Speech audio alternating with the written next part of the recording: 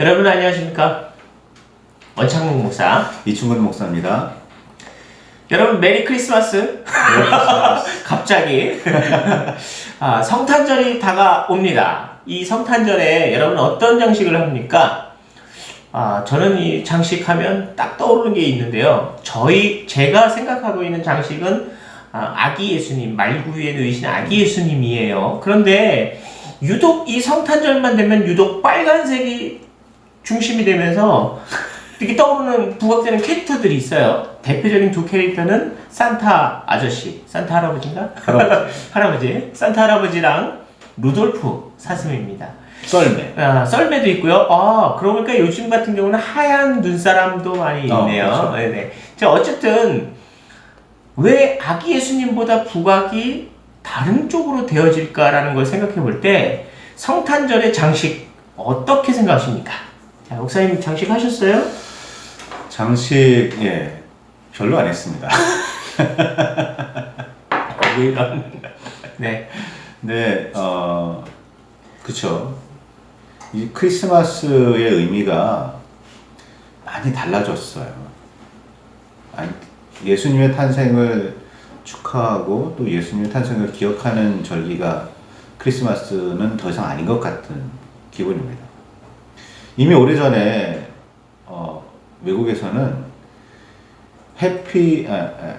메리 크리스마스가 아니라 해피 헐러데이라고 그냥 그렇게 인사를 한다고 그러더라고요. 이미 그렇게 보면 정말 의미가 많이 바뀐 거예요. 달라져 있고 퇴색되어 있는 거죠. 이 성탄절에 예수님의 탄생을, 예수님의 오심을 기억하지 않고 산타에게 선물 받는 혹은 선물을 주는, 사랑을 고백하는 그런 날이 되어버린 거죠. 물론 의미는 있겠지만 정말 성탄절의 의미는 이미 사라져버렸다 볼 수 있겠습니다. 저도 아마 이제 그런 경험이 좀 있는데요. 저희 아들 같은 경우도 성탄절을 어떻게 생각하느냐 물으면 선물 받는 날이라고 생각하는 경향이 있어요. 어린날처럼. 네, 어린이날처럼. 어린이날에는 선물을 당연히 받아야 되고, 자기 생일은 선물 받아야 되고, 그리고 특별히 더 받는 날이 있다면 성탄절에 자기 선물 받고. 네.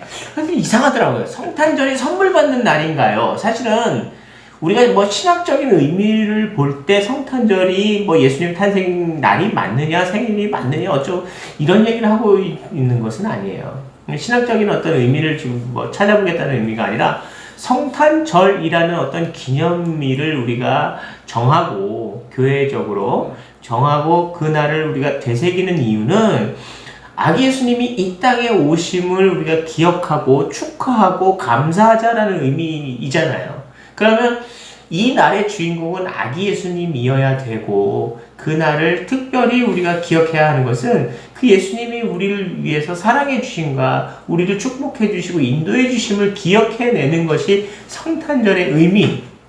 그래서 예수님이 사랑을 나누셨던 것처럼 우리도 사랑을 베풀어 보자 라는 의미에서 때로는 우리가 교회 안에 어려운 사람들 돕기도 하지만 교회 바깥에 있는 사람들, 일반적인 용어로는 뭐 불우한 이웃을 도웁시다 이런 것처럼 그런 이웃들을 돌아보며 우리가 받은 주님의 사랑을 우리가 좀 나누자라는 의미에서 성탄절의 의미가 있는 거예요. 그래서 연말 때 평소 못했을지라도 연말 때 예수님의 사랑 기억하고 이웃을 돕는 그런 행사를 할 수도 있는 거죠. 그럼에도 불구하고 우리가 예수 그리스도의 사랑에 대한 감사의 그 날을 지금은 마치 백화점에 행사 치르듯이 또는 상술에 의해서 선물을 많이 팔아야 되는 어떤 상업적인 용도로 좀 사용하고 있는 백화점의 상술처럼 어쩌면 이 성탄절이 사랑을 나누고 예수님의 사랑을 나누고 전하는 이 축하의 날, 그리고 예수님의 의미를 우리가 기억하는 그런 날로는 잘 생각 안 하고 뭐 선물하고 선물 받고 그런 의미로 또 아기자기하고 예쁜 거, 또 예쁜 소품, 깜찍한 어떤 그런 행사들, 또 즐거운 어떤 일들만 또 또 이벤트만 생각하는 경향이 요즘 있는 건 아닐까 하는 생각이 들어요. 예수님을 생각하는 것이 성탄절 의미 아닐까요? 장식도 예수님 생각이 나야 되는데 탁 떠오르는 성탄절의 장식은 빨간색과 더불어 초록색. 뭐 뻔하잖아요. 그럼 성탄절 트리, 이거는 녹색의 향나무 트리 뭐 이런 거 생각나고, 빨간색의 산타 할아버지랑 루돌프 생각나고, 루돌프의 빨간 코 뭐 이거만 생각이 난다면 성탄절의 진정한 의미는 어디로 갔냐 이거예요. 원래 산타클로스도 그 자선을 많이 행하던 성인이었어요. 그렇죠?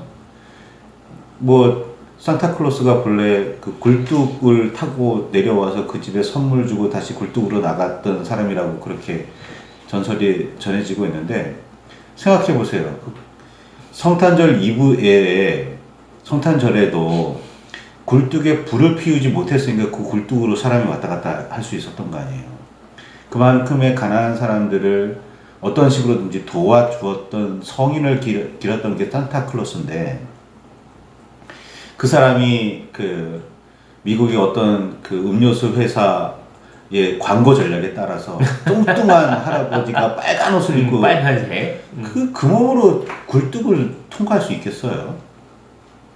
이게 상술이 이게 돼버린 거죠. 자선 행위나 나눔의 행위는 기억하지 않고 그냥 물건 파는, 선물 주고 받아야 하는 그런 날이 되어버린 겁니다. 이게 참 안타까운 일이죠. 그만큼 예수님은 잊어버렸고 산타만 기억하는 날이 되어버렸고, 그만큼 기업만 배불리는 날이 되어버렸죠. 참 어이가 없습니다. 뭐 생각해보면 뭐 상술이라고 하는 것도 그분들의 뛰어난 지혜가 담겨져 있는 어떤 영업 전략이겠죠. 그런데 그런 상술이 우리가 나쁘다 이렇게만 말하는 건 아니에요. 뭐 그분들도 열심히 일을 한 거니까. 저희가 지금 이야기하고 싶은 건, 그럼에도 불구하고 우리가 원래 진정한 의미의 성탄절을 우리가 기억해야 하는 거죠. 우리가 어떤 한 회사의 어떤 영업 전략으로 우리가 갖고 있던 의미를 퇴색해버린다면 그게 문제인 거지, 그 사람들이 열심히 살아가는 걸 우리가 잘못했다고 말하고 있는 건 아닙니다. 자, 성탄절 우리 한번 다시 생각해 봐야 돼요. 빨간색의 산타 할아버지만 자꾸 생각나면 안 되잖아요. 네, 루돌프만 자꾸 생각나면 안 되잖아요.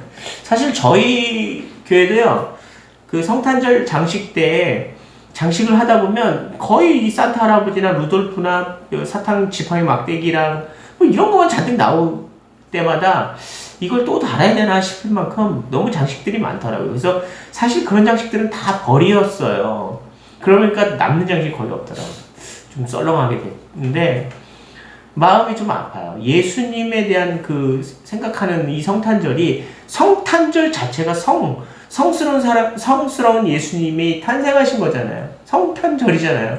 근데 어떻게 루돌프 날인가? 산타 날. 산타 날인가? 이거 어떻게 이렇게 됐냐 이거예요. 가슴이 아프네. 이게 세대의 흐름, 시대의 흐름이거든요. 그러니까 시대의 흐름에 편승해야 되죠? 적응해야 되죠?